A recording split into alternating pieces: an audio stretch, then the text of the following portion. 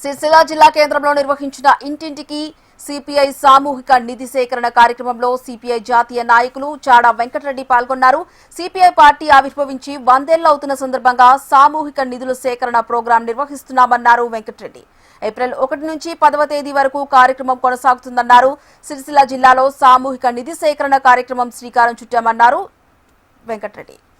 భారత communist party దేశవ్యాప్తంగా కూడా 100 ఏళ్లు నిండిన సందర్భంగా ఇంటింటికి సిపిఐ, ప్రజల వద్దకు సిపిఐ అనే కార్యాచరణతో ఈరోజు నిధుల సేకరణకి ఏప్రిల్ 1 నుంచి 10 దాకా ఈ సేకరణ కొరకు నిర్ణయించబడింది. అందులో భాగంగానే అనేక జిల్లాల్లో, పట్టణాలలో, గ్రామాలలో నిధుల సేకరణ జరుగుతూ ఉంది. ఈ సందర్భంగా ఈరోజు సిరిసిల్ల జిల్లా కేంద్రంలో కూడా మరి జిల్లా పార్టీ ఆధ్వర్యంలో నిధుల సేకరణకు శ్రీకారం చుట్టారు. ఆ సందర్భంగా నేను రావడం జరిగింది. ప్రధానంగా భారత కమ్యూనిస్ట్ పార్టీ దేశం కొత్త కాదు.